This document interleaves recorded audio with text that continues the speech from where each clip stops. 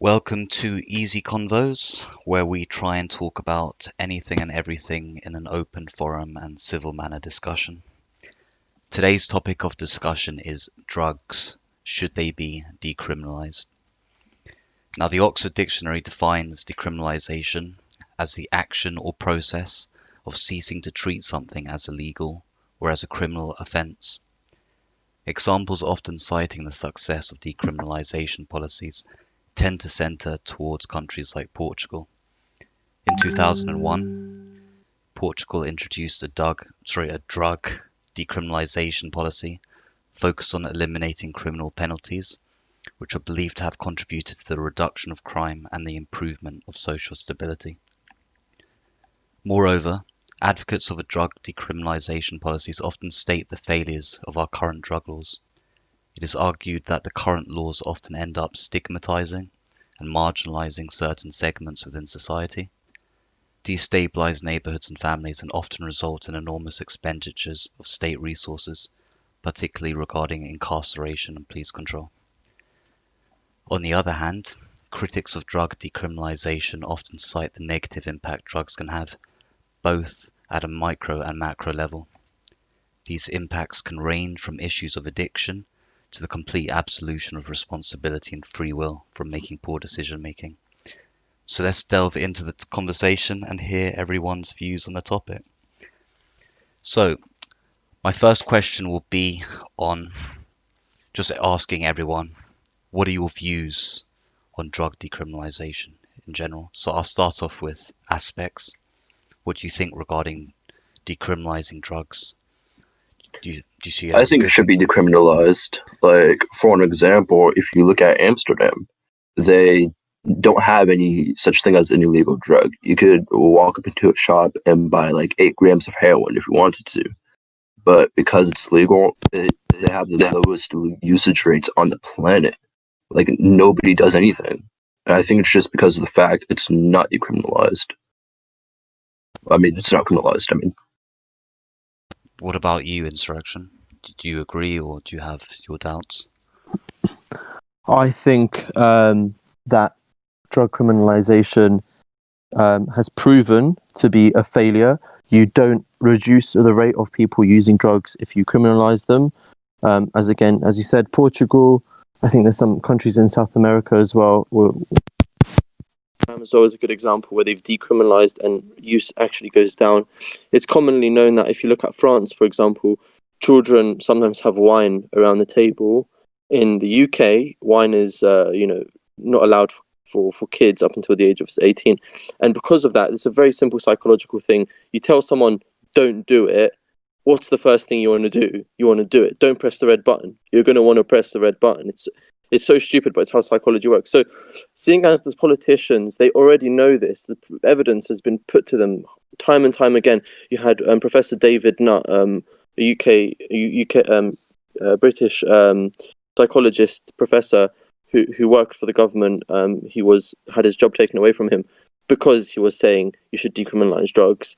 The politicians know this, so this is just obviously a catastrophic failure where they know it, but they're doing it for a political reason, which to me, obviously, blatantly seems to be because they don't want people to open their minds, because drugs have an effect where they help you open your mind, they help you see things not as they are. I reckon if everybody smoked some weed or took a tab of acid, we'd get over this stupid mask thing in an instant. People would be like, wait a minute, this mask isn't protecting me. This is just a big attack by the government. Like, it's so obvious, so it frustrates me, but I personally think they should be decriminalized, not legalized. That's a different thing.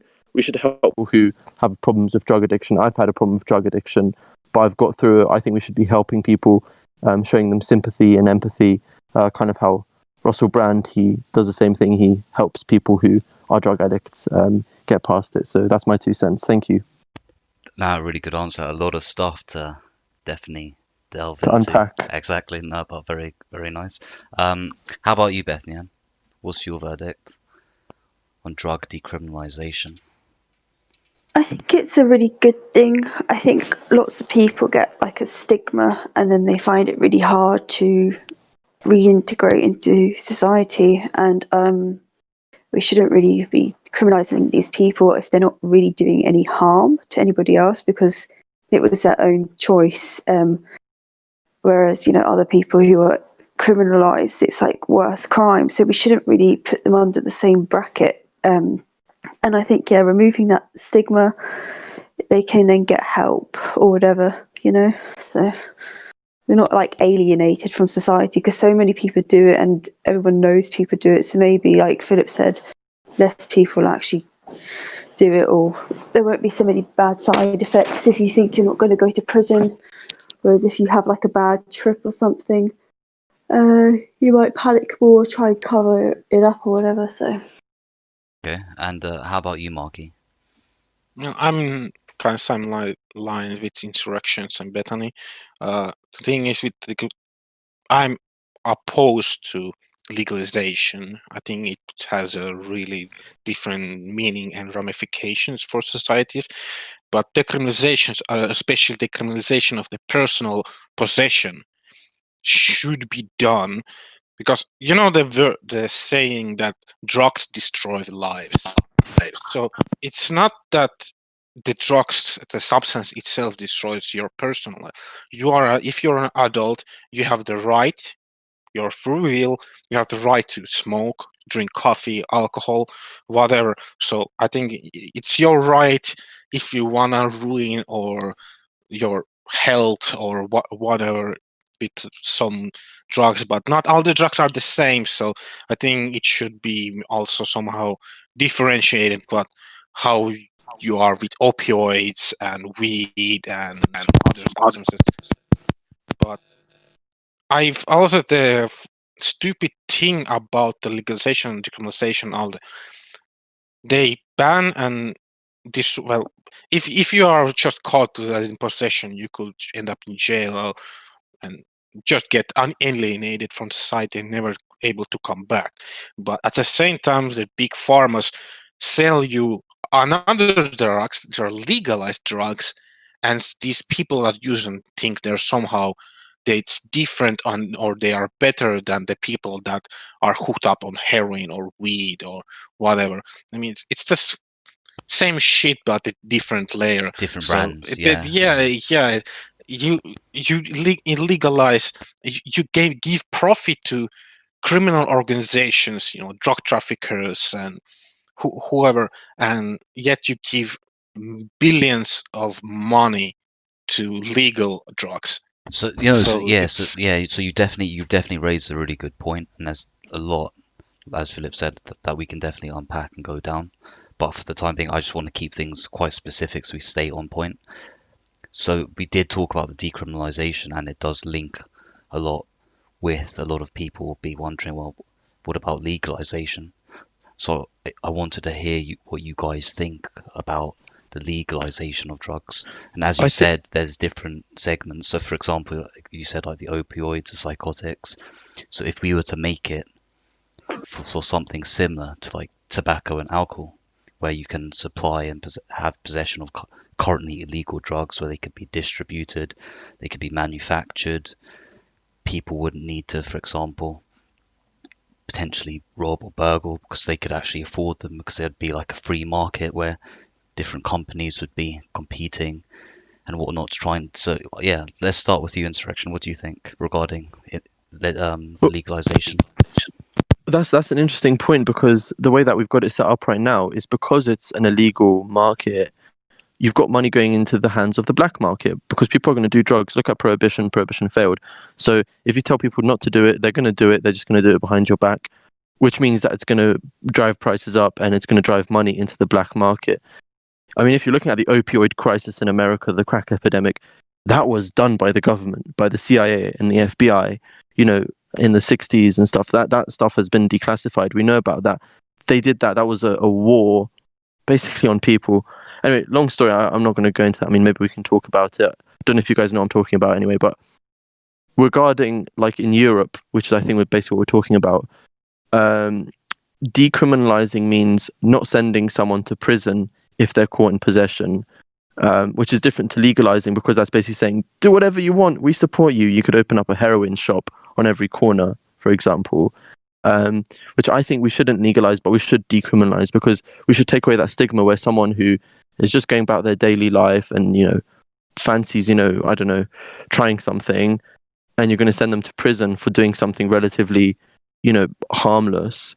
And yeah, that the fact that is criminalized just puts money into the black market. So I think none of us have we're going to have a hard time arguing for the criminalization, because I honestly think there is no reason for it besides the stigma, besides the fact that governments tend to be conservative and it's hard to instigate change.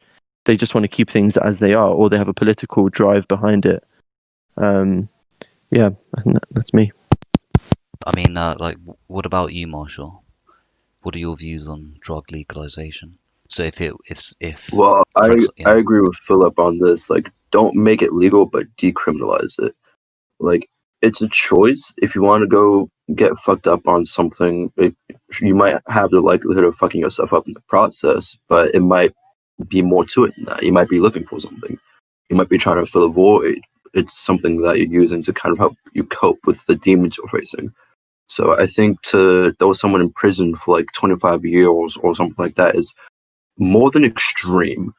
As long as they're not causing harm to anybody else, then they should be have the choice to do it or not. There's no reason to throw someone in prison for it. And if someone were to say, well, why can't I do that?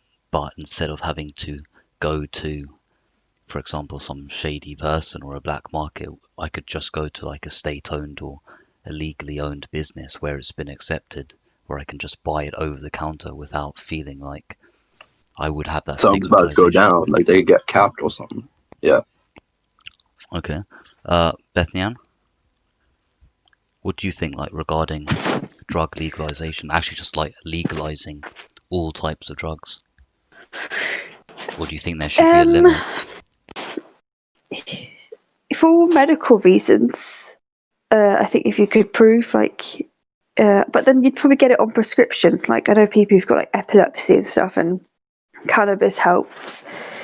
It depends. Like decriminalisation, I don't really agree with. Like they were saying, especially if it's like your first time, just in possession, and then you're behind bars for like 30 years, and some people who like commit murder come out in less time.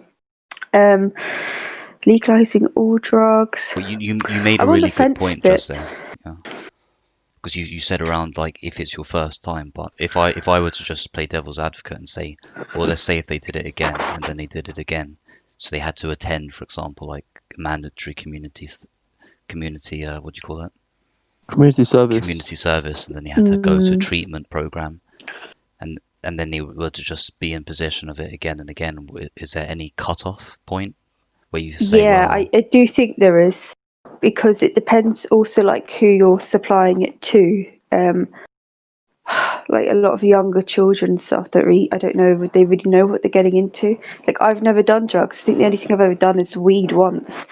But other people, they're that bit younger and they're like following social pressures and stuff. And you know that what the effects can be, and they don't.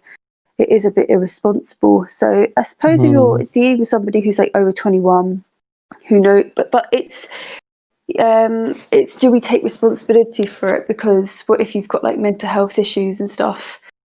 You know, if somebody could just know that they're screwing up somebody else's life, but then they're taking money from them, so it's kind of like exploiting somebody's own financial or mental issues at the same time. So yeah, there should be a cutoff. I think you can get away with it like once or twice, and then you should sort of like have some sort of consequences. Definitely. What would you say a proper consequence would be, though? Because like if the government or whoever or the state have paid out for you to do like a rehab program, and you've sort of like thrown it back in their face, what would be a good thing to do?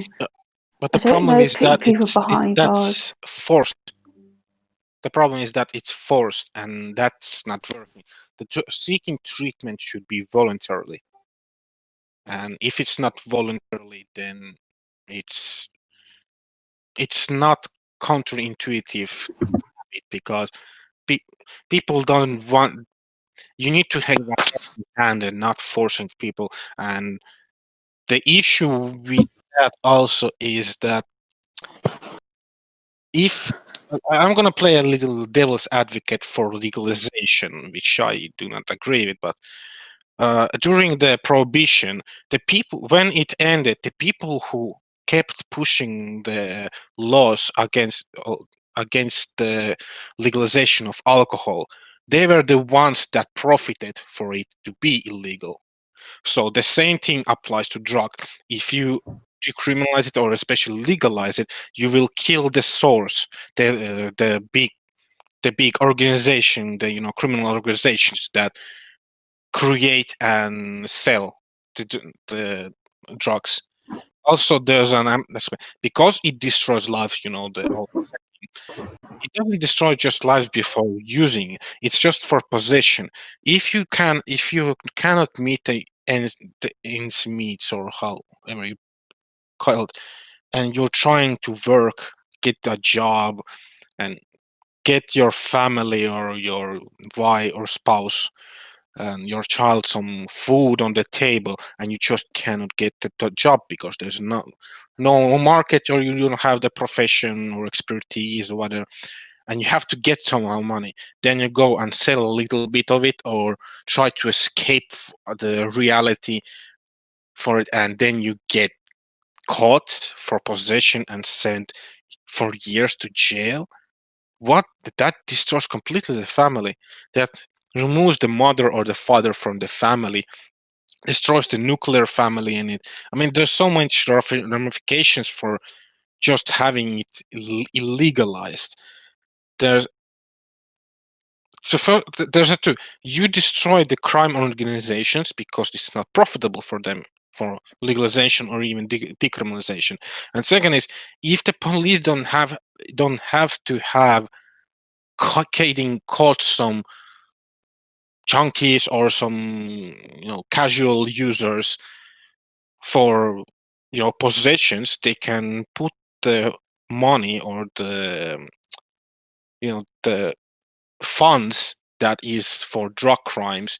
They can focus on the bigger drug crimes, the drug trafficking and the cartels, and they can also put the funds on other crimes from robbery, murder, or any other. So it actually benefits not only the individual, it benefits the society, it benefits the police, it benefits the crime fighting. Then that's you should not be penalized for having something that affects only your health. It's 100%. yeah. So if we were to go on to something like, because I know that many critics of our current ways of doing things will argue that the current punitive system that we have in place regarding illegal drugs is that we have things, for example, such as alcohol, and they can be just as, if not more, lethal than other substances like marijuana. Now, I know there's a lot in marijuana where that a lot of there's many different studies, and like Bethany rightly said, there is empirical evidence showing that at least for people with chronic pain, joint issues, perhaps epilepsy or some other things, it can actually relieve the symptoms and be beneficial. But then there's also a lot of counter evidence showing that it can actually increase one's likelihood of catching things like schizophrenia, things like this. But the point stands that I'll explain it in a bit. But basically, what I'm asking is, if we have legal things, substances like alcohol, and we have other things like that are illegal, such as marijuana? Are we just actively choosing to maintain their legal status while knowing the ill effects that they have on individuals and society? Like, what are your views on this? Do you think that we're just being somewhat pretentious on what we can and can't label as illegal and legal? So, like, I'll give that one to you, Philip, for example, if I'm making any sense there. Could you just reiterate the question specifically? So, for example, we have alcohol, which loads of people consume. It can contribute to alcoholism. It can make people rowdy. It can cause us a lot of deaths. Just in general, people can just be incredibly addicted to it. It can cause a lot of mental problems. It can also cause a lot of societal problems. You know, whether it be destruction or people just going off the rails with drink, etc. However, we legalize it. We allow people to have that, whereas we have other substances like marijuana, which are deemed illegal, but if taken in just small doses, may not be as harmful. So, what do you think regarding that sort of thing? Like, do you think that we're just being like somewhat morally picky and choosy on what we deem as legal and what we deem as illegal? Or I think it's a cultural thing. I think it's based on the fact that we've been doing something for a long period of time. Like, in the Bible, Jesus drank wine, right? So it's in our culture that we drink wine, or you pop a bottle of champagne for New Year's, or you drink wine with your parents. Like, it's in our culture and it's accepted as quite a normal thing to drink wine. Whereas weed or any other kind of drug is considered, a dangerous, substance which can cause harm. But again, like to reiterate my earlier point, I really think that it's just something to do with kind of fear and propaganda. Because if people did smoke weed or did try acid, like they would, it stands to say something about that, which is about children, which is maybe one of the only reasons which I'd say, maybe it is actually better if everything stays illegal, even though it puts money into the black market, because that way kids aren't inclined to try, because it's like, oh, my uncle does it, my friend does it, it's cool. It's like, no, don't do drugs. Like, unless you know what you're doing, unless you've thought about it and you've spoken about it to a lot of people, and you know what you're getting yourself in for. If you're just going to do it on a whim, it's very risky. It can cause a lot of harm to you. Drugs are addictive. They're very fun, which I think can be a problem, because if you're enjoying, say you smoke weed and you really, really like smoking weed, you like, smoking up a joint, playing some video games and listening to music, and you really, really enjoy doing that, it might become something you do every day for 10 years before you realize, like, shit, I wasted 10 years of my life doing something kind of dumb when I could have been doing something else. Yeah, but you can't really compare it to what else is out there, because weed isn't addictive.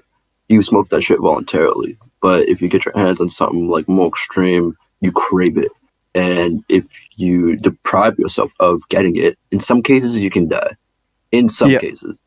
But when it comes to weed, no, it doesn't really have effects like that. Yeah, it's not physically addictive, it's psychologically addictive.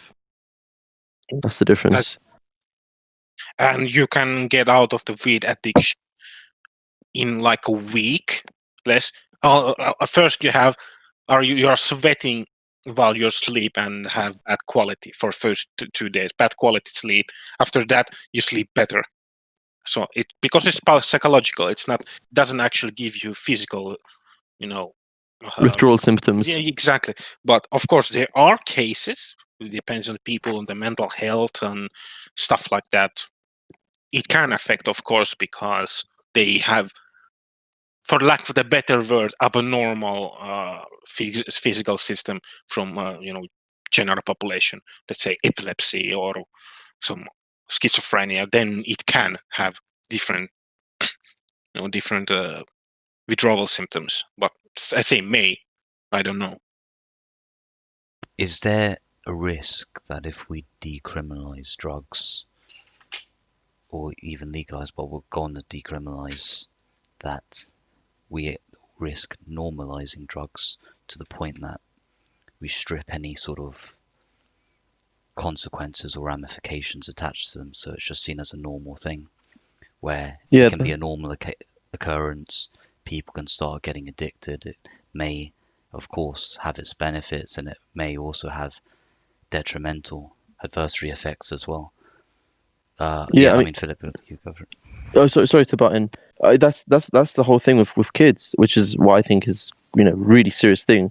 Bethany Ann raised it. It's like we can't let kids think that it's cool to do drugs because at their age they're very suggestible, and that can influence them and it can pull them into a bad direction. That's really important, I think. But I think really the thing is to kind of put my spin on it, as I think that the reason people end up taking drugs is because psychology, trauma, pain, stuff in your life isn't going the right way, or you've been hurt by people, your family, you haven't been loved enough, you're missing the love you need in your life to move forward, and you turn to drugs because it's kind of an escape out of that. And I think that drugs can kind of help you like as we were talking about earlier with like LSD being potentially a way to cure a lot of trauma and disease and like illnesses, mental illnesses. They should be administrated, but we should be honest. We should really be taking a very serious approach to these substances and treating them as medicines, because they can help people, but then because they're medicines, also knowing that you can overdose and there are contraindications and we shouldn't use them in certain situations. They should be moderated in a way. That's my 2 cents. When you say, Well, I think it's more so you should be knowledgeable on it. Like, don't go to a place where you know you're gonna have a bad experience, but you need to set up the environment. And when it comes back to like kids and stuff getting hooked on drugs and whatnot, it's really just, I think it's being seen right now in like terms of maybe 2 years. But if you look in the long run, like give it 25 years, you're gonna see people who abused it and use it the wrong way, and they just look at that like, hey, I'm not trying to be like all fucked up like that, or just whatever, because your state of mind won't be right if you're using it like that. So they just have to witness what happens if someone abuses it, and then they're not going to want to. I have one thing about I always disliked, even in my university when we had drug courses or about substances, is the argument about the children. The problem is, I mean, the many issues are that if it's legal or decriminalized, it's somehow cool. No, if because it's illegal, some kids may think it's cool, like smoking cigarettes or trying alcohol for the first few times. And people will seek drugs regardless of it's being illegal or legal or decriminalized. But claiming that it's all about kids, it's not true. The kids will seek it or have chance to get it if regardless of the societal laws against that. And having it decriminalized at least helps the kids if they are gonna mess with that shit. It's at least it's not gonna destroy their health if they are caught. If they're caught by the parents, social services, police, or they are actually caught with trafficking small amounts, they are not. I mean, I don't.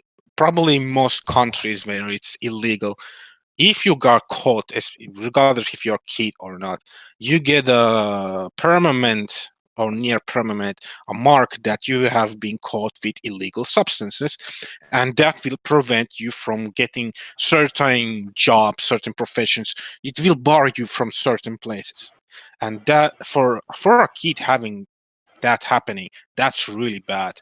So what? Yeah, you're essentially fucked. You can't come back from that. So there's no need to put that on someone's record. Exactly. I wanted to just go on, go with this, and I'll go with Bethany Ann for this one. Should we all as individuals have a say over our own conscious state? So I'm an adult, I should be able to do with, use what I want as long as I'm not harming anyone, or should there be limits and thresholds? And I'll just say there have been many studies, and a lot of the academic research tends to conclude that even around 20, the brain's maturing, and the drop-off point tends to be around 25. 25 years old is like generally seen as like an acceptable time where the brain's fully developed. So should there be some sort of threshold in place to say you can't do drugs until X, or would you just say as soon as you hit a certain age, for example 18 in UK, or it might be younger in other countries, people can do as they wish, or should there be limits in place? What do you think, Bethany? There should be limits when it comes to like children and stuff, because they're so easily influenced. I sometimes think, like, who is somebody else to intervene with what you decide to do? Like, if you went to a GP and you went because you've got like bipolar or depression, they would still prescribe you some sort of drug. Maybe it doesn't have the same side effects, but you're still putting your faith in their hands, and they're responsible for your own well-being, because we don't feel we're responsible enough. We're not knowledgeable enough. But then it kind of comes down to what kind of government or state you live under. Like, we live under democracy and stuff, so we've kind of put like these decisions into somebody else's hands.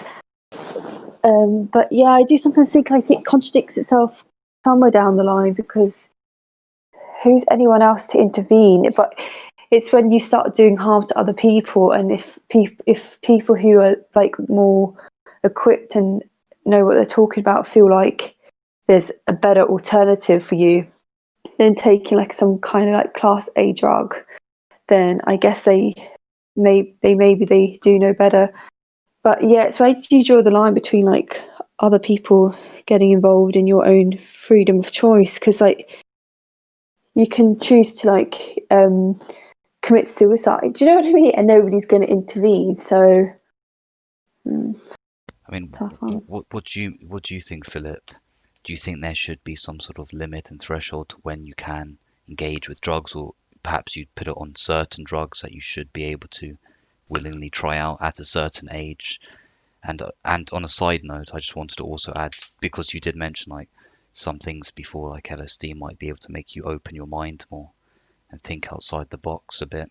And sorry, back to that one. I'll get back to that one after. Just regarding the threshold. One thing at a time. I think it's it's complicated, because the thing is, when you create laws, Jordan Peterson says it like you're not creating. If you give someone rights, you're not only giving them rights, you're also giving responsibilities to other people, because other people have to uphold that person's rights. If you want the government to step in and have something to say, like you're giving them power, and I think government power should always be something that is done with the utmost care. You don't want a tyrannical, totalitarian government that is telling people what they can and can't do with their body. Again, these systems are really complicated. You're getting caught up. It's legal if you're doing it your first time. Sorry. Philip, can I just cut in for a second? You're cutting off sometimes. Well, anyway, yeah. Sorry, am I cutting out? Yeah, you might just want to may just need to relog Discord, because you talk and then you'll cut out for like 2 seconds and come back in. Okay. Yeah. I'll try out. Okay, cool. Marky, what do you think in the meantime? Just while he does that. What was the question? Like, should there be a legal age or like a limit where you could like use a drug? Yes. Should there be limits, basically? Well, of course, there are always limits, even with our legal substances we have. I'm not sure how it should exactly work, but at least I have some kind of sense of thought about it. Look, some different substances should probably, if we have decriminalizing, or let's play devil's advocate, legalizing all the drugs. Some drugs should be maybe 18, maybe 20, but we have to, if these are regardless if it's legalized or decriminalized or illegalized, we have to give awareness for the young kids, especially, or young people, that about the brain, brain activity and how your cerebral cortex is developing up to age of 25 to some cases even 30, but I think it was an average in 25. Yeah. So it's better having understanding that even if you drink alcohol at 18 years old, you're gonna kill your brain cells. Even now, if you drink alcohol, you're killing your brain cells. So especially weed and stuff, it's gonna have also effects. So I think it has to be different. So maybe at so 18 or maybe 20 should be fine. But the point is that you are not penalized for possession. But if you're doing them on the legalization that you can sell it over the counter, then yeah, probably if you're gonna make statement that we know that it's about 25, then it should be maybe 25. You spoke about alcohol and drinking a lot, and it can damage your brain cells. Is there a limit where some sort of state interference should step in if you're over indulging in that activity? So if you're drinking to the point where it's actually damaging to yourself and there's a risk that could potentially damage others around you, then is there any stepping in point, or would you say no? Well, yes and no. Look, you cannot, you cannot, sanction or penalize people for using legal or illegal substances, be it from alcohol to heroin, from big pharma drugs to illegal drugs. The commission is, or whatever commission should be doing it, making those penalizations or sanctions. Their aim should be to give the person, the individual, that they would voluntarily seek treatment if they have drug abuse or substance abuse problems. If you force it, it won't help the person. He has to come willingly. Yeah. Yeah. Okay. If the person doesn't come voluntarily to that, he wants to lower amount or stop it completely, he won't, because it's not 100%. Voluntarily. It's just a lost cause at that point. You're putting in money to help whatever individual who doesn't even want help. So there's not going to be any effect besides the government or probably losing money. They're going to go right back to it. It wasn't their choice to stop, so therefore they won't stop. Yeah, true. I mean, Insurrection, you made a really good point regarding, I think you mentioned something of Jordan Peterson saying something regarding if you're giving too much power to those in authority. Yeah, I'll let you continue. So I hope I don't cut out this time. But basically the point was that rights are a great idea. Like, people are like, yeah, we want to have rights. We want to have, what's it called when you have like, whatever. Anyway, rights are a good thing. The thing is, the other side of the coin is that it's somebody has to uphold those rights. Okay, so it would be great if we could have a very compassionate attitude for alcoholics and other people who take drugs. But the problem is, that costs money to uphold. It's a kind of utopian idea, like, oh, if we could give everyone therapy and if we could give everyone like counseling and stuff, it would be great. But rights come at the price of responsibilities. If I give you the right to have a sick pay, right, or to have a holiday pay, your employer has a responsibility to uphold that sick pay or that holiday pay. So if, rights have responsibility. So it's a complicated kind of thing.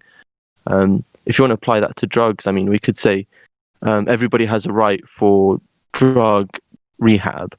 Well, who's going to be paying for that? The taxpayer is going to have to shoulder that cost. Well, I mean, we as taxpayers already pay like a shit ton of shit that doesn't actually have any meaning or doesn't help society. Well, if we want to talk about government corruption, that's another debate. But after that, if it's decriminalized or even legalized, those funds that are just burning for worthless intuition or furthest things, we can actually put those funds on something that actually helps, and that will be the taking the responsibility of your own actions. And even those, if the taxpayers doesn't have to pay for the clinics for drugs abuse, it could those tax fine. I'm pretty sure there will be thousands of people, millions of people, or maybe most people are willing to pay, or giving charity costs from their own pocket for institutions, organizations, non-profit organizations that wants to help drug abuse, or clinics and stuff like that. And even government could be then openly be choosing if they want to give charity for those said organizations, because we are burning a lot of money for useless things, and there's others, and no one is actually really taking said that what about the legal drugs that are kept selling and people are having more. Basically, it seems, I mean, haven't seen a statistic to, but it seems, at least my experience of life on people that has been from surgeries, from other stuff, they have more problems with legal strong drugs than illegal drugs. They don't even understand what they are taking. Pharmaceuticals, yeah. Yeah, they link to a lot of organ failure and just causing death overall. But is that because they're legal? Dying.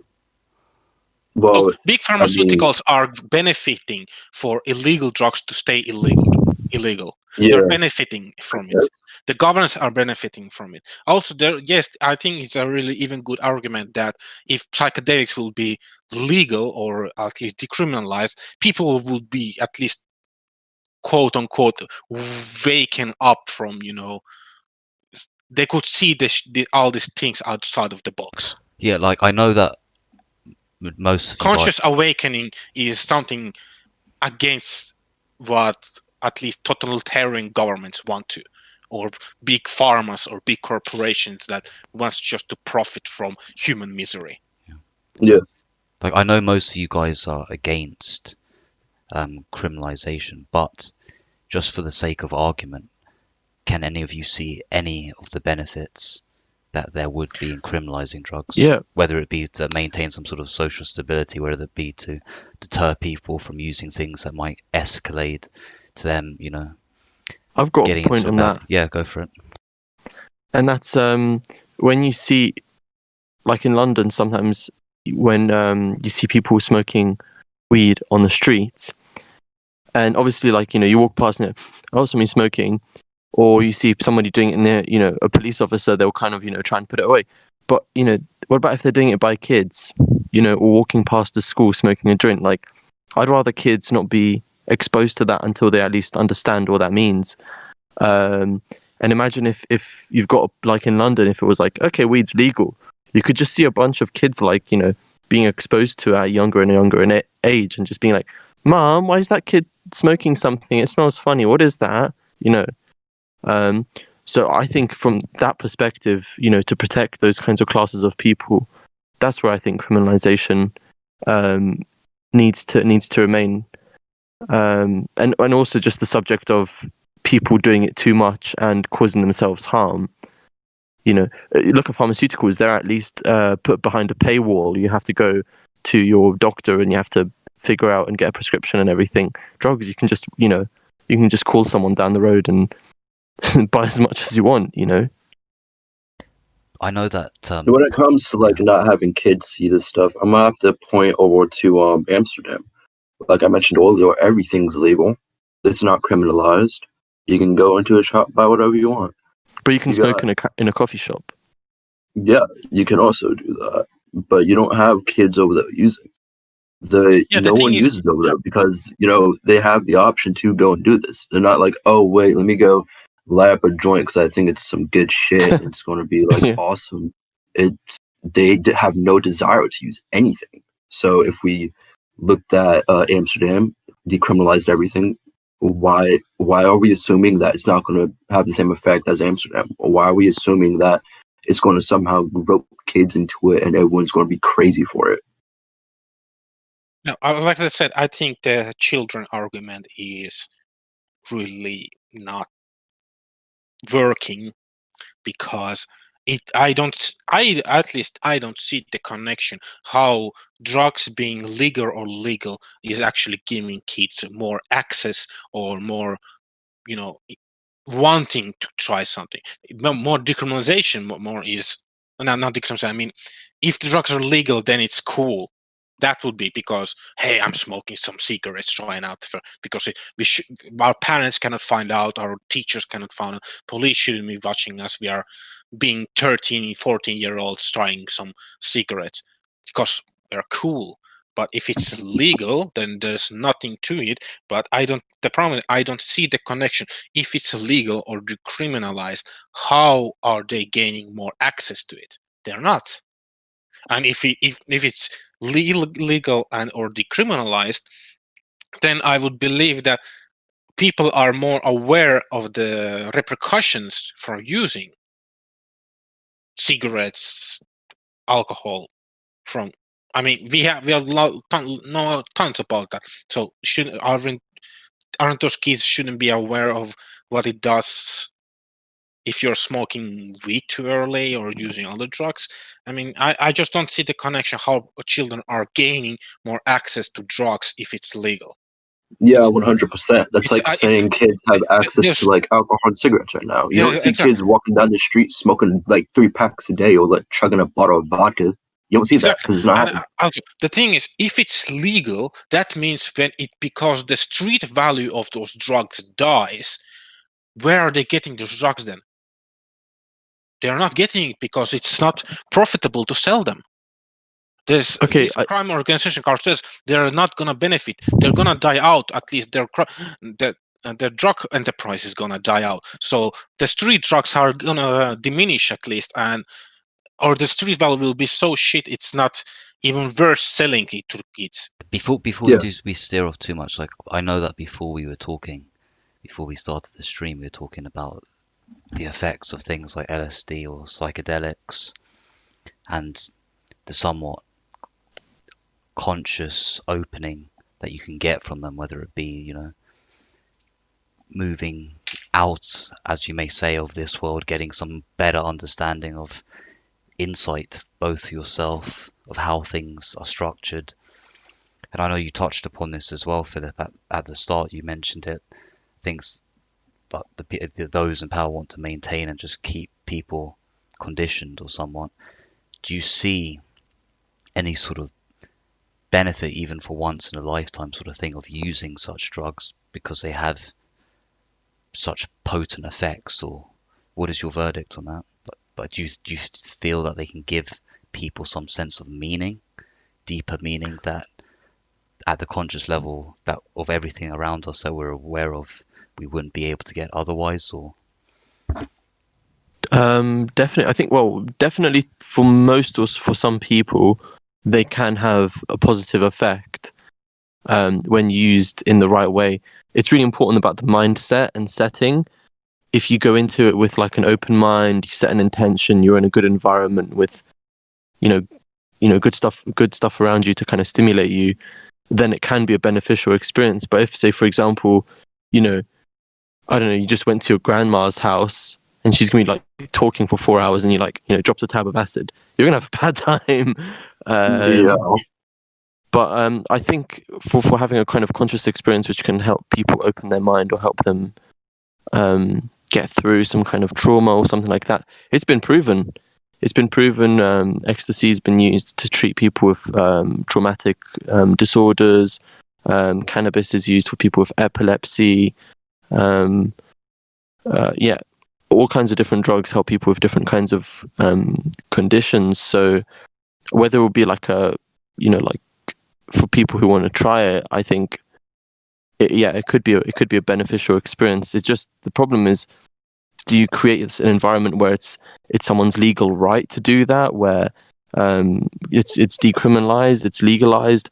Will that actually have a positive effect, or will that be something that will what would be the effect of that? And maybe just to kind of answer as well, because Marky and Aspects were kind of arguing about the children thing.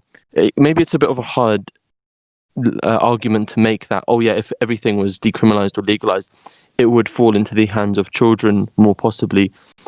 I do stand by my statement. I mean, we can have a conversation about that, but I don't know if you remember when you were like 16. I remember when I was 16 and it was cool to smoke. I remember standing outside of a newsagent waiting for a cool looking guy and asking him like, hey, can you buy me a pack of fags? I'd done that a couple of times when I was young, and that was possible because I was underage, but that guy could have gone in depending on if he was a cool guy or not. But yeah, if say cigarettes were completely, illegal, then that would be impossible. If there was an environment where I could, possibly somehow get access to some kind of hard drugs when I'm underage, maybe I've got a cool uncle or a cool older friend or someone with fake ID, they could get that for me. Whereas, I mean, yeah, on the other hand, a drug dealer can very easily serve a child, or serve a child's uncle who will be the cool guy who will get it to them. So it's a bit of, it's a bit of a hard argument to make. Cool guy, so you're already associated, like trying to stand out in a sense. Trying to what? At all? Trying to stand out in a sense, trying to have that entitlement of cool or whatever. Yeah, I mean, I guess I am kind of falling into that kind of peer pressure group.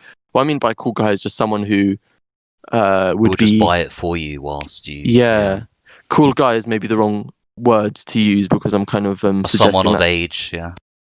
Someone who is open-minded and has questionable morals, I would say then. Maybe not questionable, but maybe they are still not. Their morals are not found that they don't know the betterment. Or they're just looking for a quick buck. I'll do this for you if I get a fair share of. One thing about your question about especially psychedelics and stuff like that. I used to, but I still do. I visit the Science Daily website to see different scientific researches and results. And, all the achievements we are doing and trying to reach. And there was multiple done. And the ketamine, the horse tranquilizer, was viewed as the best drug or best cure against alcoholism. But what the problem is when people talk about like drugs or illegal substances against LSD, ketamine, and everything like that it can cure something, they're thinking, so you're gonna get high with it and then it's gonna cure it. No. It's about microdosage too. So the LSD and psilocybin was linked that it has profound results against PTSD and schizophrenia treatments and other. Of course, it was in controlled environment, and the dosage wasn't like getting super high trippy with it. It was microdosages, so it doesn't give you a trip, but it does affect your brain activity. The next question I wanted to just say, it all ties up anyway. I'll link it to Bethnian.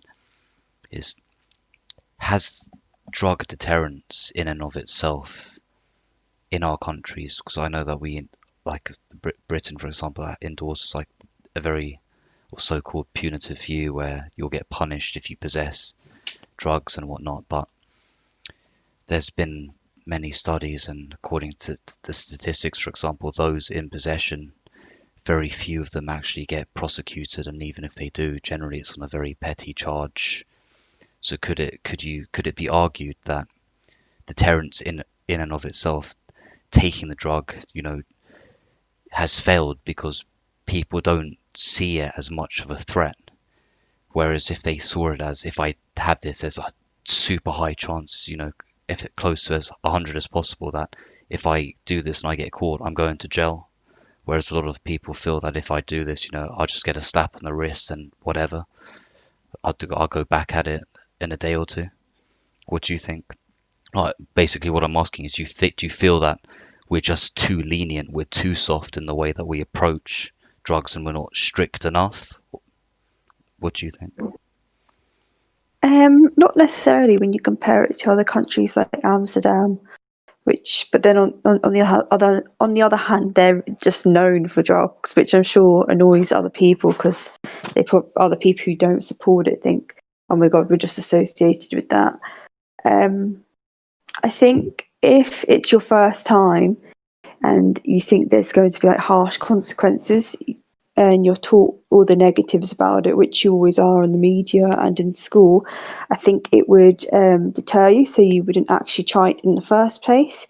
However, I think if you've got an addiction, regardless of the consequences, you're going to just go to do whatever you've got to feed that addiction. So I don't think, because then it takes over your own mental well-being and stuff. So not necessarily. It's just, I sometimes think it's just like the reverse psychology. You can do it. Oh, it takes away the stigma. Oh, okay, it's no big deal. But yeah, if you've not tried it before, definitely it's a great way of scaring people. But if you're not actually going to be convicted and stuff, which I don't really agree with, because the thing is, if you're an alcoholic or you smoke a lot, you don't go to prison for that, unless like your smoking's not okay. We've banned smoking, like in terms of like in certain public spaces, because it brings harm to other people. If your alcoholism, whatever, starts bringing harm to other people, like you're being aggressive or you're not turning up to work, fine. But and that goes the same with drugs. So I suppose people are trying to nip it in the bud, but it's still sort of the same thing. So it's just when it starts causing harm, then there should be consequences. But if you're more than capable, I mean, we know everyone does it. Like, this is the funny thing, like we would all go to prison, but if you've got a family name or you've got some money, then it's swept under the carpet. But everyone knows that all these rich celebrities, this is what they all do. So it's like, and they seem fine. So you think power and influence help a lot in exempting yourself from certain situations? Oh yeah, definitely. Yeah, if you've got money, then you can do whatever you like, and they're not worried about the consequences, are they? So, Marshall, what's your view on addiction? Because I know there's some will say it's a conclusive, psychological and physical state where a person, it can affect their neurological pathways, where all they're thinking about is the drug. And others would say, well, that's nonsense. It's just the person choosing to do it. Actually, if you break it down, addiction doesn't exist. You might think you're hooked on something, but in actuality, you're telling yourself that you want that, and you want that. You give that priority. Needs are just wants we give priority to. I mean, you're only addicted to something if you want yourself to be addicted to something. Right now, I love coffee. I'll drink coffee every day of my life, but I can stop. I can stop anytime. I can dump this coffee down the drain right now.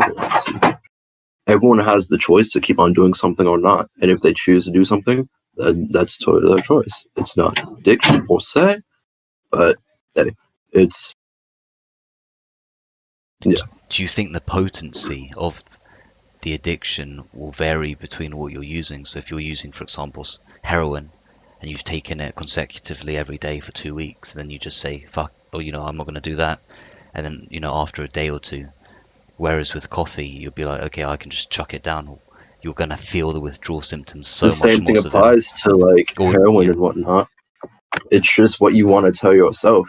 I mean, do you really need anything unless you tell yourself you need something? It's about convincing yourself that you need something. So it's a matter of choice. You convince yourself. Yeah. Well, it's a matter of discipline, self-control, and choice. All those things come into effect when you use the word addiction. Good point. What do you think for that?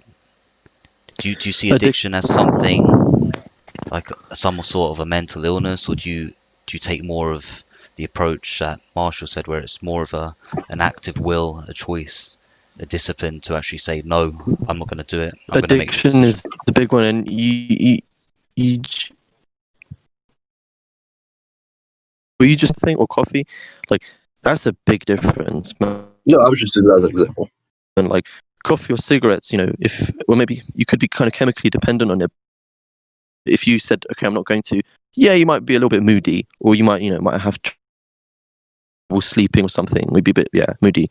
If you get a heroin addict and you say, right, no more heroin for you, they might like flip out, they might start having palpitations, they might have a panic attack, they might die. So addiction is a serious thing, which but the thing is, it does need to be treated with compassion. I always looked at Russell Brand in the way that he talked about heroin addiction. He always said how these people need help. They have a condition, which I think the reason that people get into drugs in the first place tends to be because, well, in my opinion, in my words, it's you've got a hole in your heart, you're missing something. You weren't loved enough as a kid, you have some traumatic experience, maybe you were sexually abused, and for you, drugs, your alcohol or whatever, it's your pathway to numb that feeling and to somehow bypass that trauma.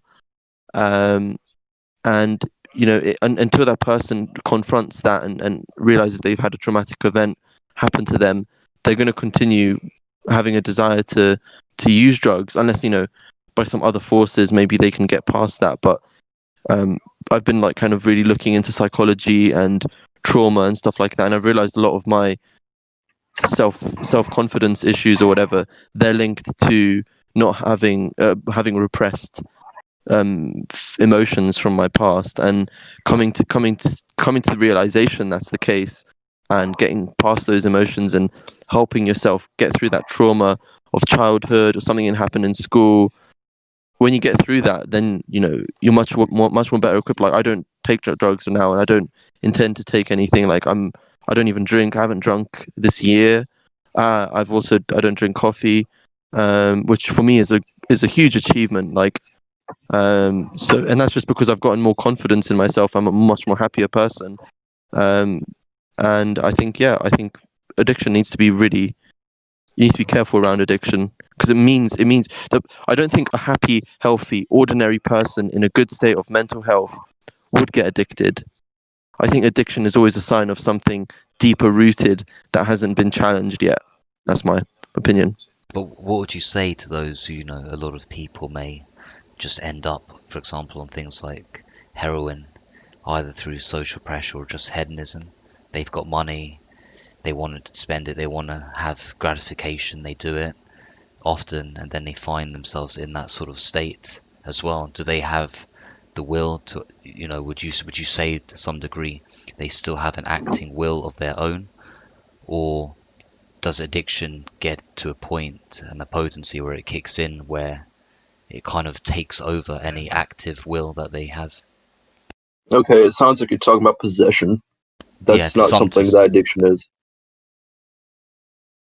Well, if we're sticking to principally addiction, and you mentioned about like the hedonistic kind of, you party lifestyle, something, yeah. Yeah, party lifestyle banker, doing cocaine off a hooker's ass or something.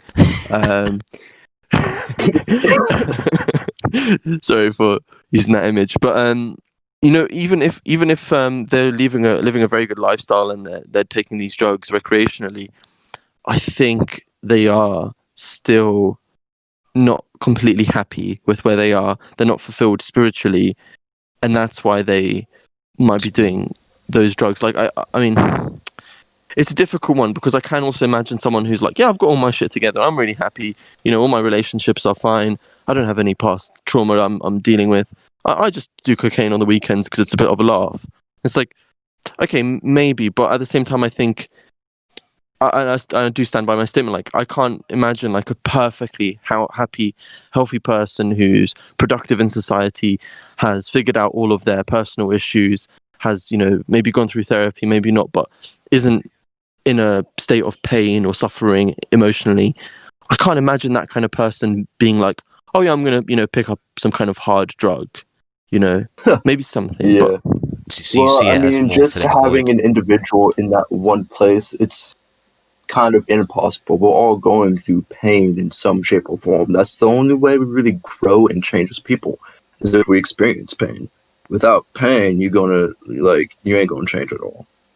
Change won't be a thing. Change won't exist. Marky, are you here? Yes. Okay.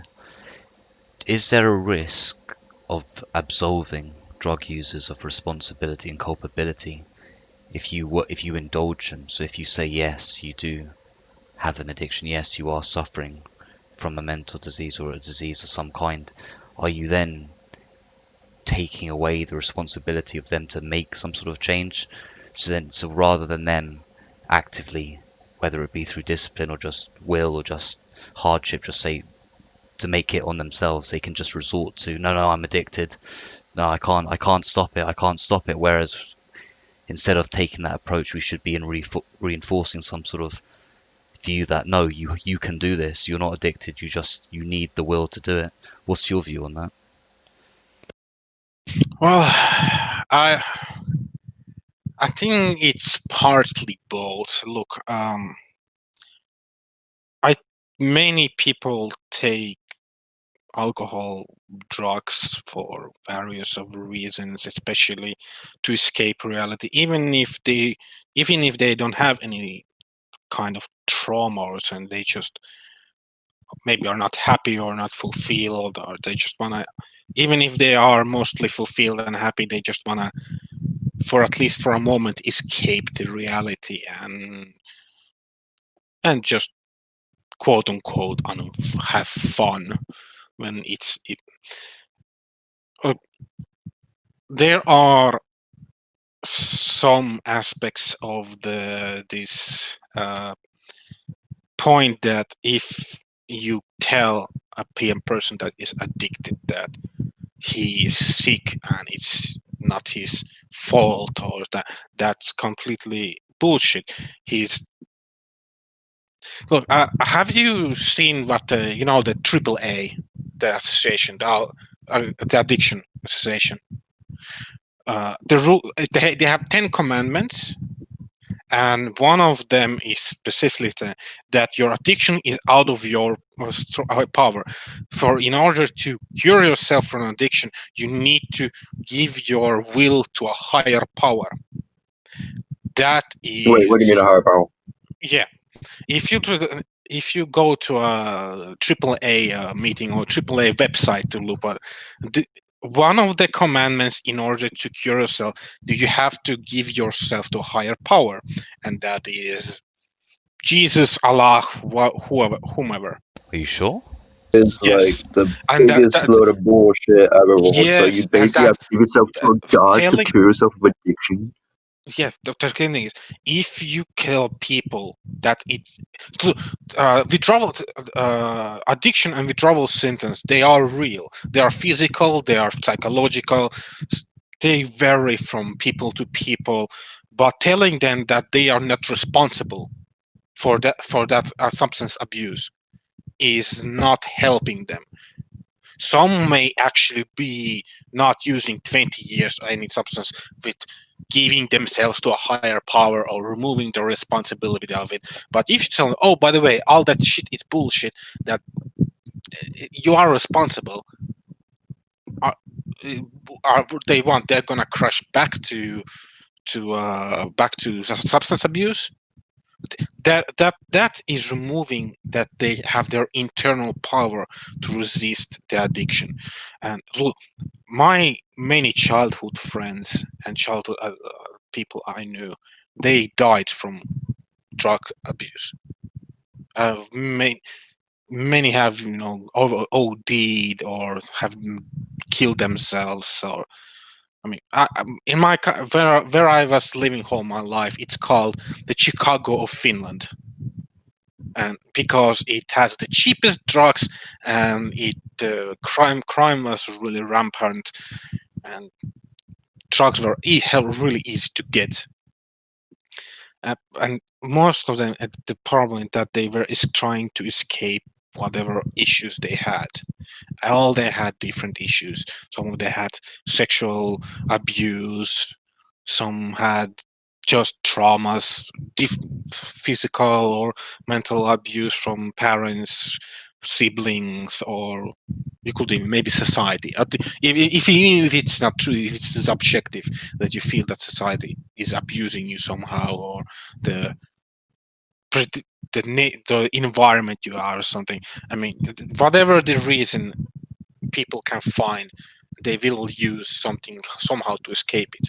And if the thing is, if you remove the responsibility that they have to face their fears, they have to face whatever the trauma is and integrate as a part of them, not let the fear or the trauma or the experience rule them, define them. They have to overcome it and reintegrate them to themselves. That is the only way you can face your fears, face your phobias, whatever. But like I said, telling that it's not in your hands, saying that it's a only some of it might be mental, but it's all mental illness. It's just sickness. It's addiction is sickness. No, it's not.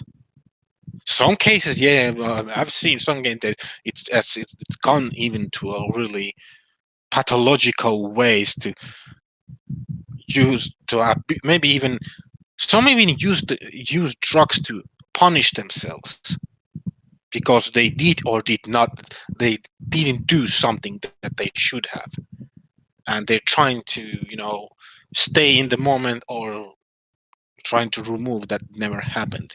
But it's always about the same thing: refusal to accept what happened to them, because it is painful. Whatever happened to them, whatever happened to us, like I think was the instructional aspects. Life is painful, but it's your duty to find some bliss within all that pain, all the suffering that. I mean, well, no, I don't really say you find a way to cope with it, but you just have to embrace it. So can I just ask, if life is fulfilled, so if you have a purpose, whether it be a family, a job, or whatever it is that's keeping you focused, grounded, would drugs be necessary? Would you need to have drugs? So, like, just for example, we spoke about heroin. Insurrection, you mentioned about you feel that people tend to go and gravitate towards using that because they have some sort of voids, they're missing something. If they have that something, if they have a reason, something to give them purpose in their everyday endeavors, would they need drugs? Or would it be a case of they don't need it, but they're there, and if they want to use it for whatever reasons, they can, but they know the limits of use, sort of thing? If that makes sense. I mean, that's kind of the thing that I was kind of trying to argue, that I think if a person was totally well put together, totally well grounded, they wouldn't have a need to do drugs. I mean, I guess even if something's like really perfectly healthy, they'll still be like, yeah, I'll have a drink on the weekend, or like, maybe I'll have a coffee. Yeah, fair enough. But I don't think, like, personally, like I'm open to trying drugs. I'm happy to try drugs. The one I'd draw the line is I would never do heroin ever, and that's simply because, from what I've understood about it, it takes you, especially the first hit, it takes you to a state where you're in complete perfect bliss, like you're outside of your world, outside of your life, like in a state of pure euphoria for a couple of seconds, couple of minutes, and then you come crashing right back down to earth, and you just want another hit.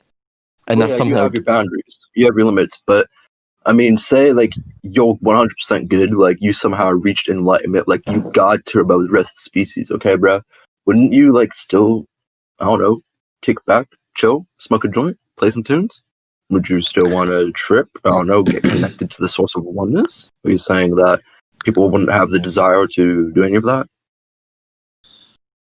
I mean, I guess maybe maybe I should try and reiterate and say it's like you wouldn't become addicted if you're in a perfect state of wholeness.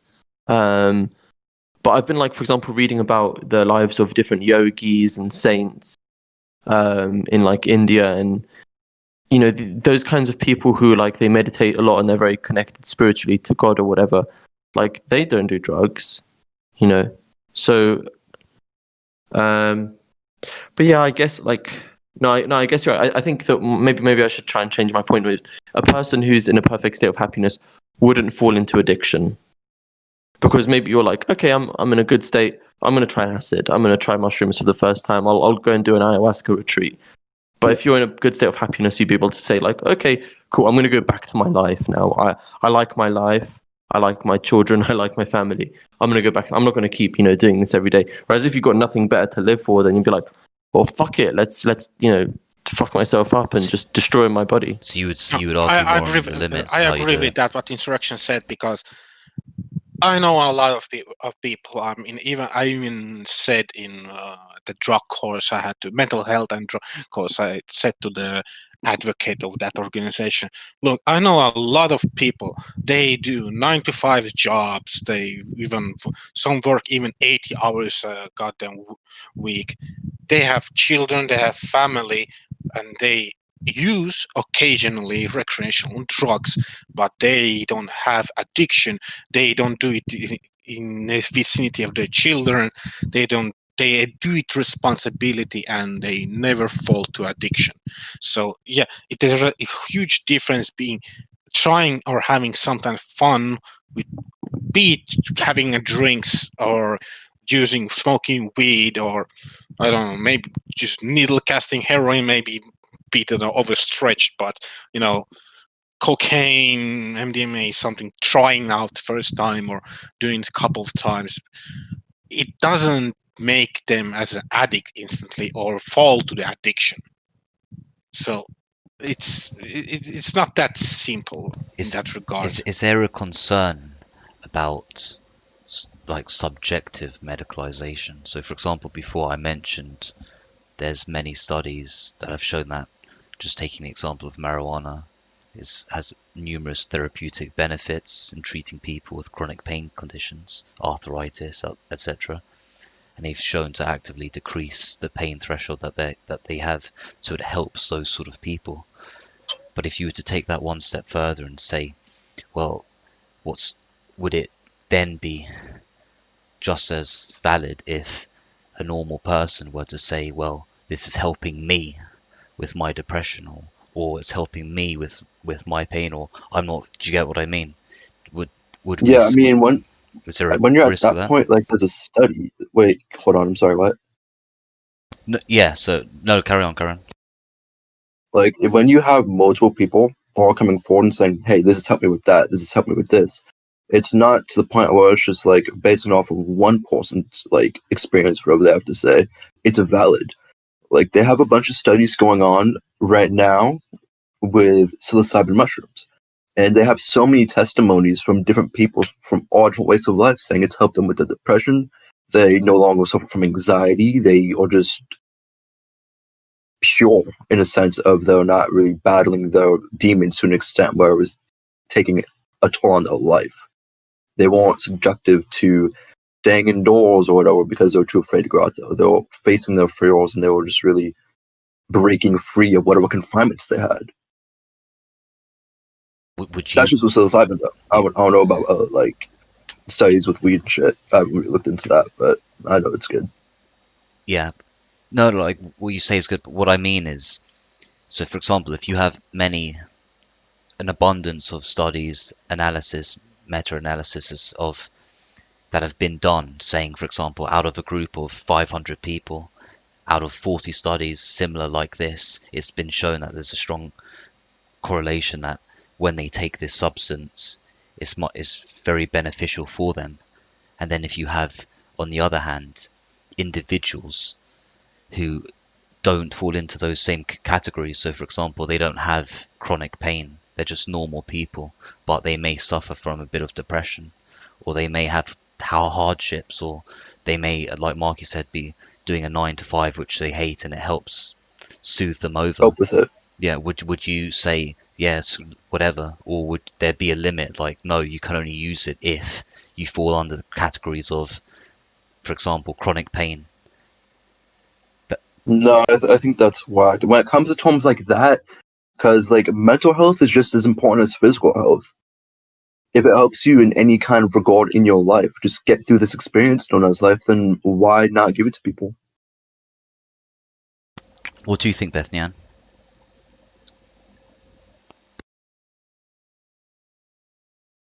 Okay, I don't think she's there. Philip? Oh, no, I'm Oh, here. sorry, yeah. Okay. Hello? Yep. So I had to unmute. Yeah, sometimes it's it's like Marsh said, it's there, and people are always going to be curious, so they're always going to want to try it. And then if you put restrictions on it, they're just going to try even harder because it's going to be more of like a taboo subject. So, but does that mean it should be like really easy to access and stuff? But then again, like alcohol is, cigarettes are, and years ago people said when they were kids, like our dad said he could go and buy a packet of cigarettes and he would be smoking it on the bus, and he was like 10. So, but then not every other child would do that. It was a whole thing of thinking you're cool. So yeah, I think when it comes to like children, you need to protect them a little bit more. But as for like old people, I think like you said, once they're like over 25 and they can make their own choice, if that's their outlet and they're doing everything by the book, they're doing their 9 to 5, they're providing for their family, they're not harming anybody, then I feel like, who am I to judge a 25-plus-year-old making their own choice if they're able to deal with the consequences of it? It's anyone else who's younger or like a mental. What if they qualify as an adult, so say for example 18, but it's been proven and shown that from the ages of 18 to probably around 25, the brain is still maturing, and certain drugs such as marijuana can still affect their neurological pathways. Would you then say it should, that maybe they should be deterred from using it until their brain has reached full maturation? Or is that the same though with alcohol, or is your brain fully developed by that age? Oh, exactly. Your brain is still developing. Well, yeah, it's a funny because then it's just up to the individual to make that choice. Everyone knows, oh yeah, it's going to have an effect, or you're going to get addicted, but people still do it. Well, hold on, I have a question. Like, you guys are saying, like, your brain's fully developed at 25, and people shouldn't really do stuff till they're at that age. But if they do, are you suggesting that it takes away their free will or their ability to make choices? Yeah, because it's like saying somebody commits murder at 18 compared to somebody commits murder at 25. You might have a bit more of an insight and different priorities at 25, but at the same time, at both ages, you still know the consequences. So you're still making that free choice, aren't you? I mean, you still have rational action. You can still make that choice. I mean, I don't think if you like start smoking weed at say 13, it's going to impact you from making a choice later on down the road. Like, you're still conscious in your mind. You can choose to go to school. Yeah. You can choose to do something. I don't think it really that is. I don't think it's that impactful. It's not necessarily. I would argue that though, because I know. I do know some people like you have. I don't know if it's just been weed, but I do know some people who've been on drugs for years, and they just, whenever I speak to them, they just don't seem with it. Like, and they could basically be talking to a brick wall, because like this, I just feel like they've been on something for so many years. It's kind of messed them up. They're a bit more like dopey. I know what you mean. I've met people like that, but it's usually because they're using something synthetic that was manifested or made in a lab. Like, it's not a natural kind of thing. It's a bunch of chemicals. I think he was like on mushrooms and weed. No, mushrooms and weed, you can't like get stuck in a trip. You always have to come down. It seems always like the thing is, if you overdo something, it just kind of it shapes who you are. Like, imagine if you've spent the age of 20 to 30 stoned all the time. You've spent more of your adult life stoned than you've spent not stoned. Yeah, but 20 to 40, like after you stop smoking for like that 10-year period, I have a question. You can still go on a decent job. You can still do something. It's not going to stop you. It's not going to fuck up your entire life. Look, I have a question that regards this subtopic. Look, some of your friends probably do smoke weed. Have you actually met at least one of them who smokes every day, all the time? and how different he is or she is before it, or comparing to your friends that smoke sometimes, or to you if you smoke sometimes. That's a huge difference. It's at the same point. If you abuse something, it's not healthy. If you abuse goddamn sugar, what are you gonna have? Diabetes. So, I mean, especially if it comes to children. I mean, I'm not gonna go say if I see a 15-year-old or 18-year-old smoking a weed that, oh shit, it's gonna damage your brain. I mean, sure, but how if he's smoking every day, then yeah, he meets, I don't know, the lack of the better word, in some kind of intervention that, hey, maybe you shouldn't do that so much.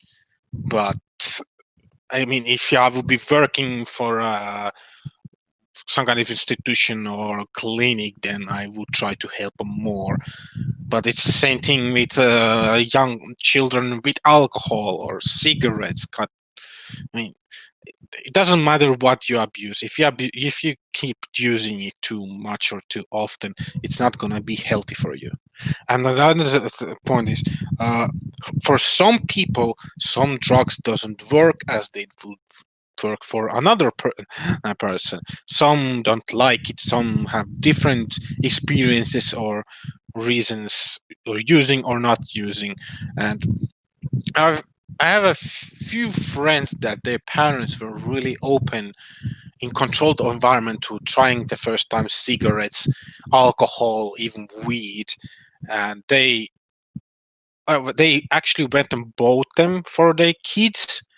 I mean, their kids were between 15 and 18, and when they try, and they never actually picked up smoking cigarette. They sometimes occasionally go for a drink, but they don't go getting wasted on alcohol. They have no need to.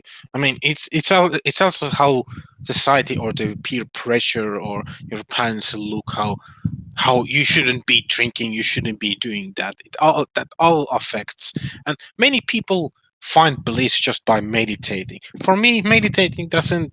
I don't benefit. Maybe I'm doing it wrong. Maybe I'm not, but I rather have once or twice a year, maybe smoking occasionally, not getting. But if my friend is giving me and having fun, and then not think about it, like I've done something wrong or I'm going to fall into the pit of addiction. It's not gonna be like that. I think the point that I was trying to make when I was talking about the maturing brain is, studies have shown that adolescents, young adults basically, until they hit a certain point, their brains are more susceptible to mental illness. So that there's a strong. What's mental illness though? Like, just in perspective, like, do you mean they're more likely to develop ADHD or schizophrenia, exactly, things like this?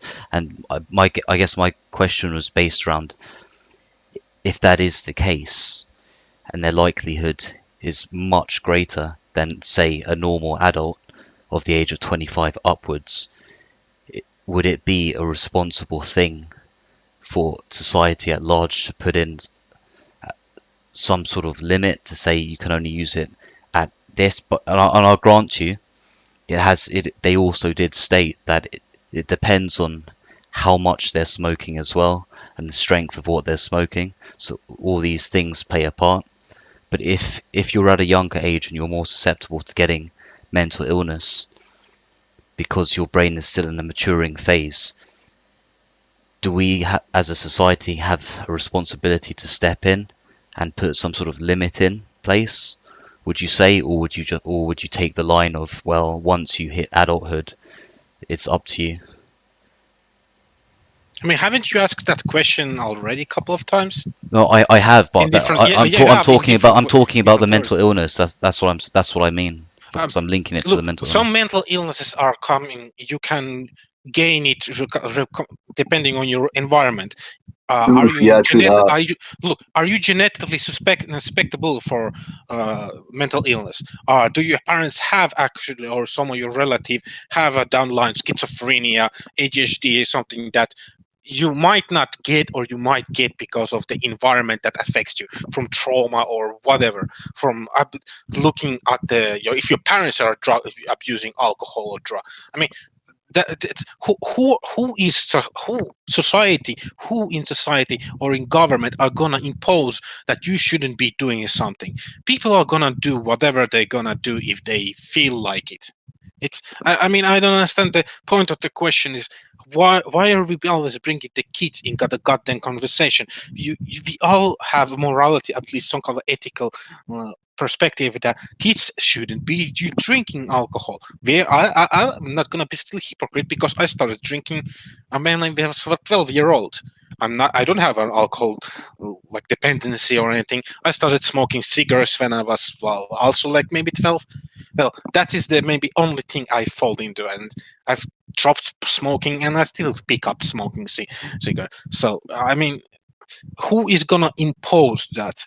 Who are you gonna give that much power to impose societal or governmental like power on that, what you can do and you cannot do? Because you cannot do that. You have to have responsibility. If you do not have responsibility of your fucking own actions, you're not gonna grow up as an individual. So for you, it's making Look at choice. Yeah, okay, good. but look about the whataboutism in this perspective. Young children are taught at the moment really stupid shit around the world, that are not scientifically true, or not true, or only one perspective or a whole coin.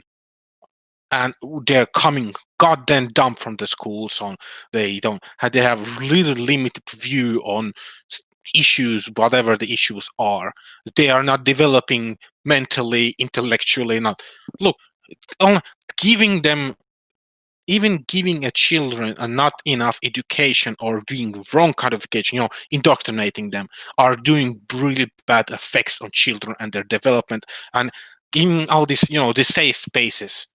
They don't have to have no ever conflicts, or they don't want to hear things they don't agree or they don't like. They are not going to develop them mentally or physically. Nothing. It's going to affect them really negative way. So it's the same thing with substance abuse. It's the same thing with anything. So who is going to impose that?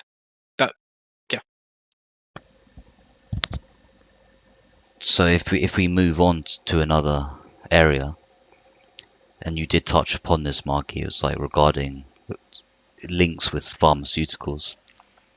Is there a risk and sinister motive behind decriminalisation of legalisation of certain drugs by huge corporate interest groups to not only push for their legalisation? Yes. Yeah.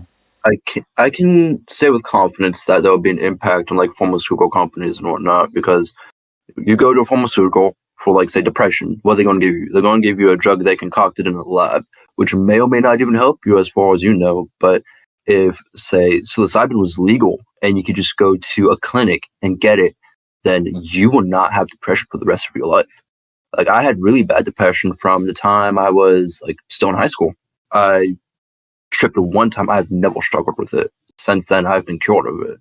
So if you make something like that legal, you don't criminalize it. You don't give someone a bad name because they're using something that derived from the planet that is 100% natural, that will take care of it for them.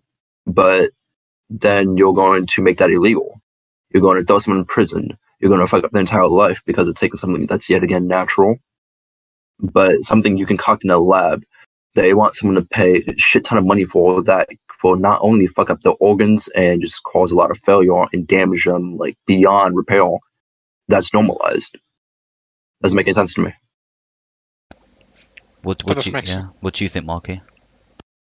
I mean, that makes sense. And thing is, I mean, I have a really good example for us. I mean, I really dislike how, especially the older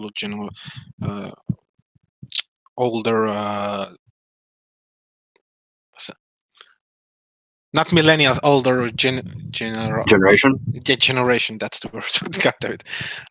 Yeah, they have really, because of the the 60s and 80s, 70s propaganda about drugs, they have really kind of not right view on some stuff. For example, I was my friend was asking to me to help him with some construction work on his uncle's yard. We were making the fundament for the for gazebo. I think it is the word in English. He was my friend's brother, who has long time substance abuse and drug addiction. We were looking. His uncle was really aggressive, and my friend's brother said, "Dude, that looks actually." He saw the symptoms of his aggression and his behavior, that it wasn't natural to him. It was something. It was a side effect. He went to talk to him, and we found out his uncle had spine surgery, and his spine surgery, he uses this like plaster or this. He puts some kind of plaster in his back that has opioids in them for the pain. And that opioid abuse, he kept using them because of the back pain. It affected his behavior so drastically. He just ignited from 0 to 100 with his temperament. And then my friend's brother said, "Hey, look, I've been actually using opioids and every goddamn drug there possibly in the earth, and I just see the even your withdrawal symptoms when you're using, and all the the behavior you're using. You need to stop this shit. I know it's gonna be painful, but you have to find something else for the pain, or try to overcome it." He went to doctor, and they prescribed him some different kind of pain medication that wasn't an opioid based, and his aggression, the symptoms, all they fall down.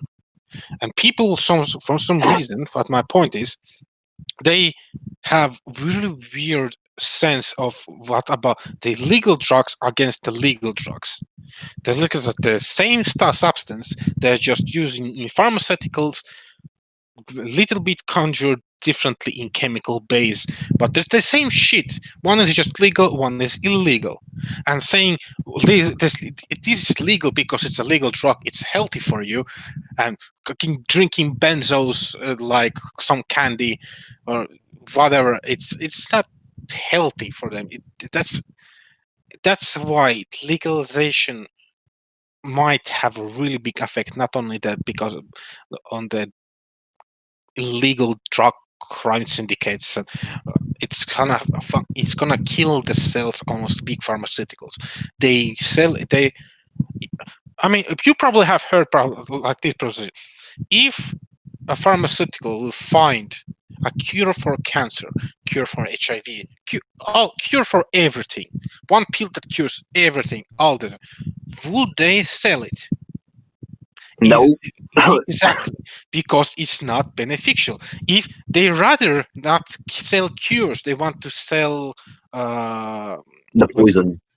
No, they want to sell something that cures a little bit of it. They take away the symptoms, but it's not gonna cure it, because if it cures you, then you don't need to buy anymore the drugs. You see the point? If they make a cure for cancer, and you probably know that cancer drugs are goddamn expensive. Mm-hmm. For example, in my country, if you are HIV positive, you only pay maybe like a couple of bucks with your HIV treatment and HIV drugs, but the government pays for the rest. It's like 95%, 99% of the whole, and HIV drugs are really expensive. They go for thousands of dollars or euros, at least my country. Just one monthly, the 1 monthly prescription. So they're not gonna pay, but the government is still paying. So if the pharmaceutical is going to find a cure for HIV, they're not going to make the money from the government or from the people that are using for whole their lives that drug, or they're going to pay once and they're going to be cured. So that pharmaceuticals are much of the problem of this whole thing about the legalization. Look, it's more likely that many people, be the governors, presidents, they want to actually change the laws or societal aspects about this. But there are always a pressure about the budgets and money. And people like the prohibition laws, the people who wanted to stay the alcohol illegal were the ones that were selling and benefiting from it. So it's all one on one. If the government could legalize and properly structure society in such a way that they control it, and as you guys mentioned before, this would definitely damage like the cartels. People wouldn't have to resort to go into black markets, shady business. It would be a reduction in disease, illness, and the money coming in would help benefit society as a whole, because all that would go towards things like education and whatnot. Why do you think? I mean, I think so. Why do you think how much if they're against drugs that? and shit like that was legal and just not being penalized and shit like that? How much money would they make off of that? How much money would go back into school systems? How much money would go to like putting homeless in homes, fixing up streets, building up what actually we need as a society? Why do you think they're against that aspects? Why don't I they think they're implement? against it? Yeah. Oh, well, people like to have a sense of power. Someone always wants to have the edge over someone else, and if they can control something, you better be damn sure they're going to try to control it. That's what it is. It's control. But wouldn't it give the government more power, and if they have more resources, more money, more monetary value, because they can have a slice of control? No, because yet again, they control the pharmaceuticals. So if you make this shit legal, you're curing people from a lot of ailments that can be cured naturally. But you slap a label on it saying it's illegal, you have to take this, it's just a cycle. You pay for this thing that the money's all going to their pockets or whatever, I guess. I don't know. But they're making more money off of it being, existing than it being non-existent. So whatever puts more money for them or whatever, I guess they're going to do. What do you think about that insurrection? I think it's definitely a big piece of propaganda. Look at the pharmaceuticals; they're so destructive. I was using a pharmaceutical medication for my whole life, 20 years, for asthma and for eczema. And my doctor never told me that I'll heal myself or I'll cure myself. It was just like, yeah, here's the drugs, here's antibiotics, here's what's it called, hay fever stuff, for allergies, right? And then I took stuff into my own hands and started doing different stuff like food and detoxing, essentially cleansing my body with food. And now I don't use the steroid for my skin anymore. I don't have eczema anymore on my skin. I mean, it's still healing. It's not perfect, but would my doctor ever tell me that? No, he'd only tell me take this drug more. So there's a big vested interest in the pharmaceutical industry, and their only agenda is to keep making money. They don't give a fuck. They're killing people. I mean, look at this whole COVID thing. They're just trying to get as many people into the hospitals as possible to make money off them, to make money off the governments. They're gonna get the whole COVID's like the death certificates thing. For every person that they take in and dies with COVID on the death certificate, they get a bunch of money. So the doctors are incentivized to put COVID on the death certificate, even if that wasn't the cause of death. It's a big fucking load of bullshit, man.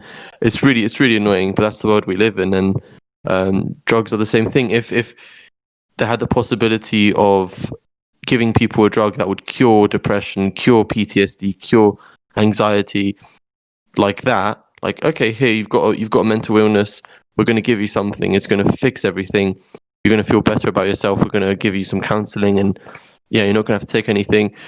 then you're going to be on your merry way, and we're not going to make any more money off you. The pharmaceutical industry wouldn't want to do that. They make too much money off you. So, yeah. How do you change that mindset, though? How do you change that? Look, I want to pitch you one thing. You know that drug sellers, illegal drug sellers, you could say they are not friends, but they always sell it to you. They don't want you to die from it. Sometimes they even give you a bonus because they want you to keep being addicted or keep repeating customer. That is what big pharmas are doing. Pharmaceuticals is doing exactly that, but they're doing that in legal way. That's the only difference. One is legal, one is illegal. Because treatment is keeping you always buying the treatment because you are a customer that keeps buying their product. If they sell you the cure, you're not gonna customer be anymore. Yeah. That's it. They're not selling you a cure. They're selling you a treatment. So how do you hold these people to account? What do you mean, pharmaceuticals?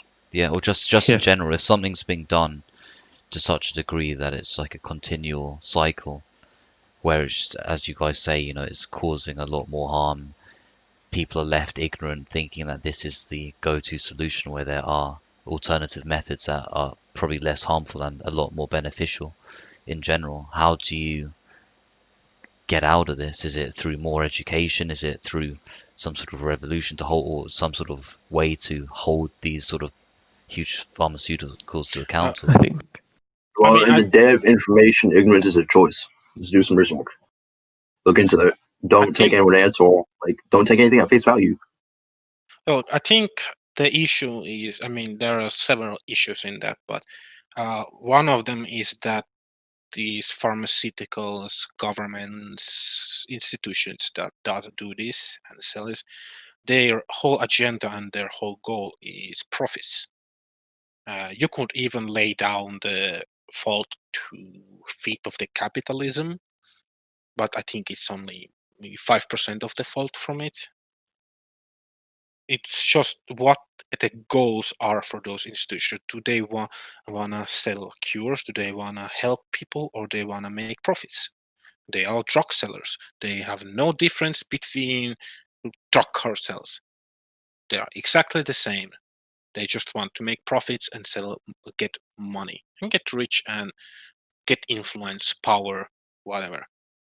So there's no difference. So if you want to have some kind of change in it, you would need to do it somehow internally, or I don't know even how it would work, but I don't think you can come from outside and impose that you cannot make any more profits, because you have to make profits so you can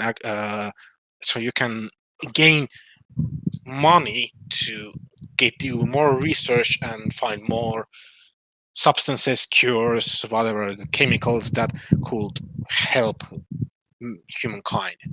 So it's not that simple. But if the only goal is just profit, then they will just profit from human misery and human death.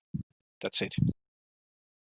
Is a more holistic approach, focusing on individual therapy, counselling, treatment, alongside community service acts as alternatives to punishment, so giving into the community as opposed to being just thrown into a jail cell? Is that a better Can you rephrase all of that? So if you instead of just incarcerating drug users, labeling them, putting them through the criminal justice system, throwing them in jail, and then they come out, and generally the rate of recidivism going back to jail is high. Is it more ideal, and is it realistic to focus on individual therapy, counselling and treatment? It depends if the individual wants the treatment. Incarcerating, what do you do for your... okay, hold on, Alright, say I'm a truck driver, right? That's my job. So I break the speed limit. My ass is in jail 25 years later. I know it's a crazy example, but it's just an example. That's the way of making money. That's the way of providing for the families. We don't get to really... Some of us aren't fortunate enough to be able to be like, oh, I want to go do this and I want to go do that as my job. Some people are put in situations where that's the only way they can. make money for their family and provide and make sure everyone has what they need. So I think incarceration that's going way too far with it. So what would you advocate? Or would you just say like it depends on certain situations and the context is important sort of thing? Yeah, I mean, I really think it does. I mean, if it's consensual, you have someone who wants to come buy it, then that's totally cool. It was their choice to buy it. No one made them do anything. It was up to them. So therefore, I don't think the person selling it to them should get in trouble or like have any repercussion. What do you think, Bethany? You were on about the holistic therapies, right? Like, it's interesting because a lot of like GPs and whatnot, they don't recognise it. They always sort of fob it off. So it's funny that like I know like reflexology and stuff. I think some of them only nowadays are sort of referring patients for complementary therapy because I think they feel like there's not enough research done. But it should be there to offer patients as another alternative rather than just telling them to take drugs, because it's still the same sort of thing. And I was agreeing with what Marsha said as well. Like for some people, I think it's a good thing if you did take away the stigma and such harsh consequences. If it's decriminalised, because some people are like born into these situations like gangs and stuff, and they're not bad people. It's just their only means of providing for their family. And we all know that happens. So if it's making people money and it's whatever, then I don't think they should be like frowned upon in society. Did Philip? Did you want to come in on that one, or like a more holistic approach? Or do you think it's a bit unrealistic in general? Well, I mean, that as well, and you're kind of touching, I think you were trying to cut in and say, well, what do you propose as a solution? And that's kind of the I think that's where the question is at. Really, it will take a more holistic approach to being more caring to people and just showing sympathy to people, like not, throwing someone under the bus just because they're a drug addict or an ex-drug addict, because there's such a stigma around it. The way that you fix someone who's got a drug addiction is, you help them resolve the problem. You don't throw them in jail. It's just so insane. And the holistic method would revolve around perhaps reducing the dosage. So kind of like 100%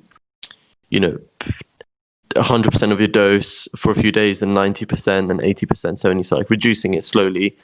In tandem with that, putting someone on for like therapy and just trying to basically be sympathetic to people and their problems as opposed to just being heartless. That's my kind of solution to it, I think. What do you think, Margie? Yeah, I agree with that, and well, I have a proposition. I mean, this could work, probably will work. Who knows? If you want to actually fight this in many ways, decriminalization or even legalization, at least decriminalization, that will help individuals from cycles of getting in prison, destroying families, or getting in cycle of just drug abuse. But if you want to kill the market that it abuses and for profits for this, be it legal or illegal substances, we need to start crucifying these bankers who launder this drug money. We need to make these pharmaceuticals accountable for them not focusing only on profits, that they actually focus on curing people, not treating them. It's just like a decriminalization is not going to cut it, but at least it will help. We cannot make a substance abuser or maybe just a young person, kid, or agron, or even elderly people for actually using drugs. We cannot make them I mean, it's not gonna help anyone. It's not gonna help definitely the family or the individual in this case that we are gonna put him in prison or fine him. How is that gonna help?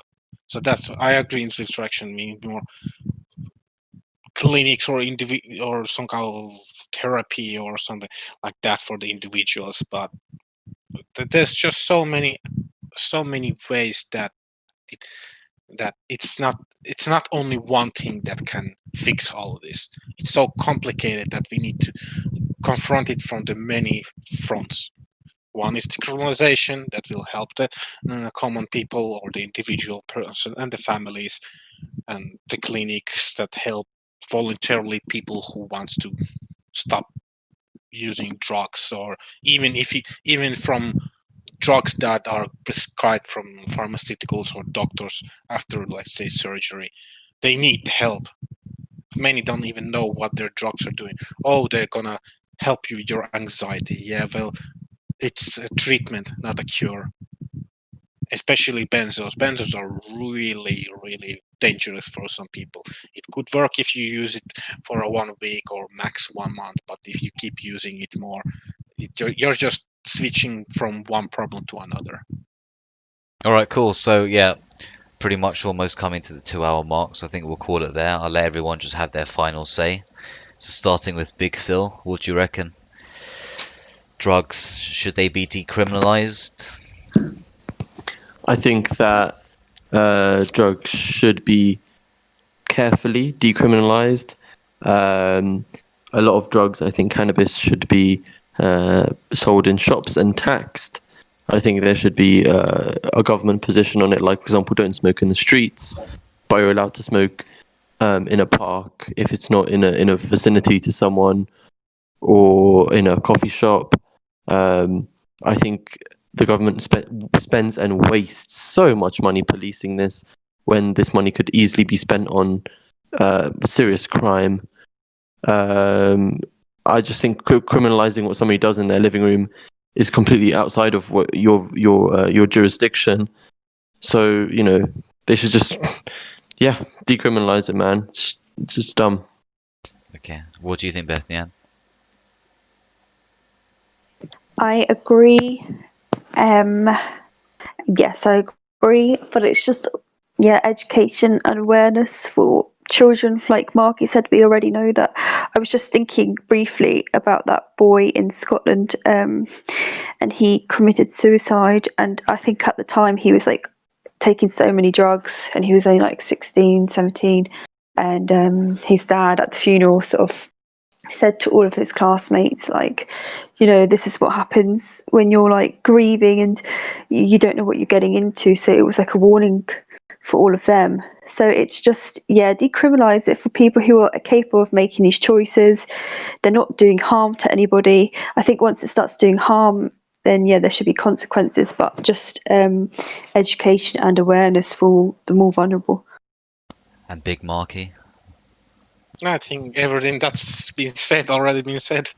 All right. So decriminalize it. At least that's the first step of resolving the worldwide drug abuse, whatever you are. Cool. Okay. Cheers